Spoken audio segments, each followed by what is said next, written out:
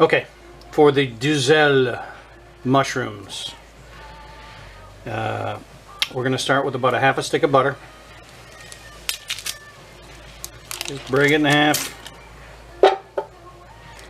And then we're going to add the mushrooms. Now the mushrooms, like us, are mostly water. So mushrooms are great if you're making a vegetable stock. Make sure you have some mushrooms in there because they'll produce a lot of water. For our intents and purposes though, water are bad. So we'll take and get a little butter down on this pan, and then we're going to add our pureed mushrooms. Look at that, huh? Blop. Push that right in there. Don't play with your food too much. Okay. So we're going to bring this up to a high heat, and we are going to get rid of some of that water. Some of that bad water. I have more mushroom mix I'm going to put in right now from the Cuisinart. And these mushrooms are a blend of whatever I could get my hands on. Mostly Baby Bella and white. There are some shiitake in here. Cremini.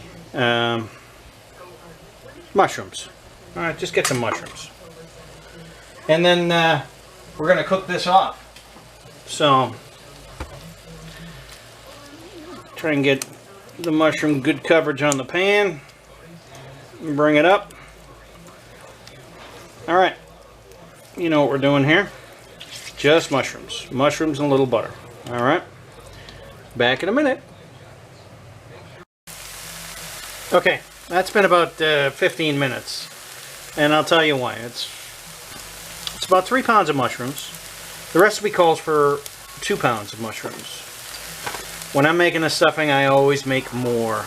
This is going to be 1.5 times the double recipe, just because I want extra stuffing around, just to, you know, in case something goes wrong.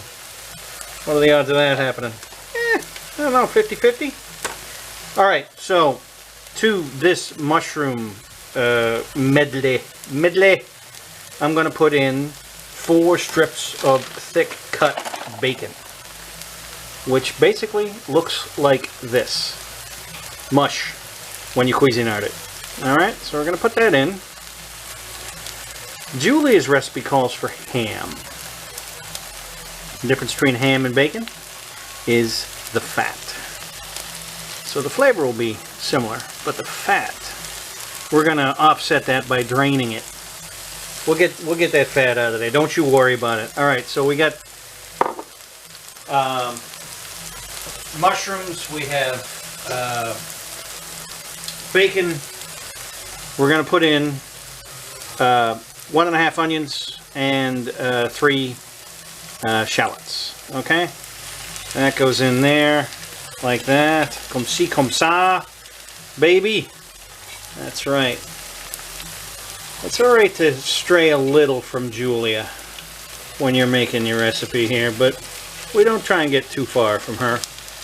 You got a favorite cooking show? You can thank Julia for that.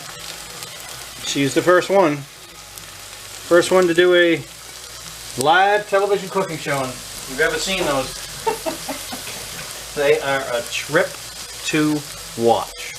Alright, so I got that in there. Let's mix her up. Now we're going to get this bacon to cook, so we're going to do this for probably another 10 minutes or so. The onions and shallots will be releasing liquid as well into the pan, and we're going to try and get rid of some of that liquid. Alright. Alright, so we'll circle back. I think I'm going to dice up some scallions and put them in there for color. Good food is, well, we all make good food, right? Good food is one thing. Great food is not just the tongue. Great food is the eyes, it's the nose, the presentation, the smell. That's what we're looking for here. We're looking to impress 20 people. Actually, we're looking to impress 16. But the other 4, for some reason, don't want to eat. The bœuf en cru. Oui, oui.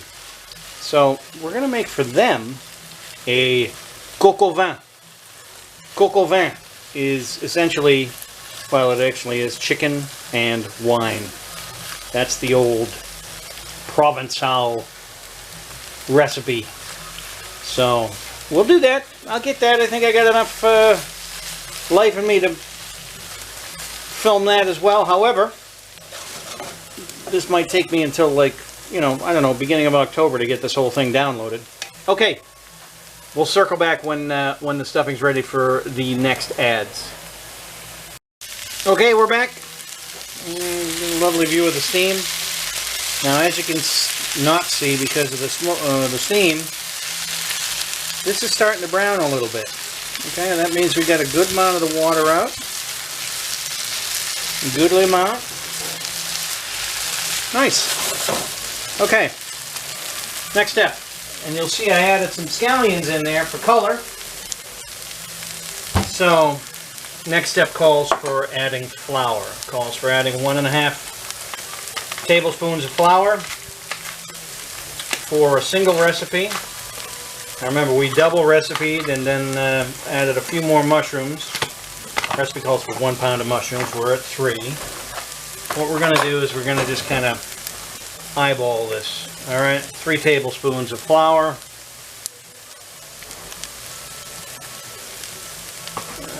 Probably 2 heapers. All right. All right. We'll mix in some flour into this.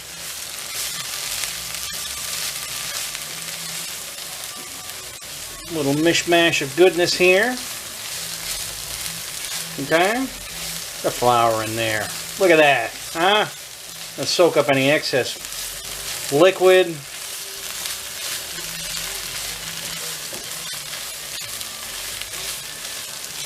Comme ci, comme ça. Right? Okay. Now, next step is a little tricky. You need to know a murderer. And thankfully I do. You know him as Mal de Midge. I know him as Bad the Impaler. And Bad the Impaler has provided me with some pâté de foie gras. You know, goose liver. So we're going to add a block of pâté de foie gras in there. Okay? Courtesy of Bad Midget. Goose hunter. Sorry, prairie dog hunter now. Or jackrabbit. I don't know what he's killing these days, honestly. To be perfectly clear. He's killing something. That's all you need to know. Okay. Let's mix this in. The pâté de foie gras. In. Get the goose livers in with the mushrooms. Scallions. Onions. Shallots. Alright, mix that all up nice. Alright, we got the makings of a stuffing here, right?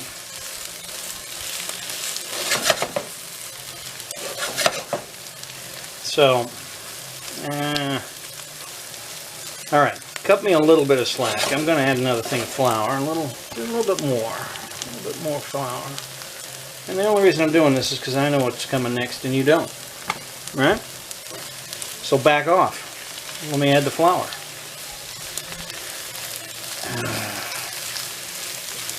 I may only be 2.5 beast lord, but by God, you know, I got this mushroom stuffing under control. Let me tell you.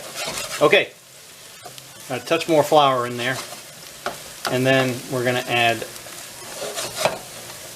she calls for Madeira wine. We don't have Madeira wine. We don't need no stinking Madeira wine.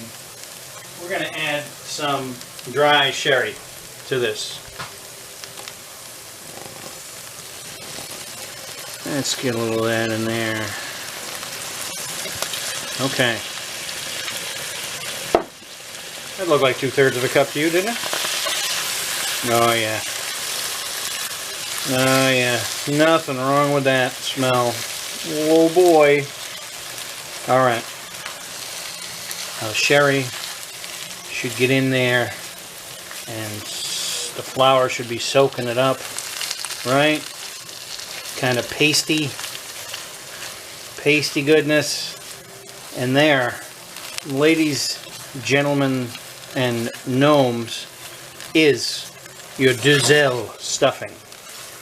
I'm going to cook this off a tiny bit more, and then we're going to set it aside to cool. We want this to be room temperature when we're attacking our meat. I don't want it to go in hot.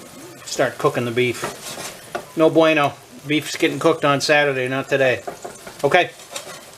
Duxelles stuffing.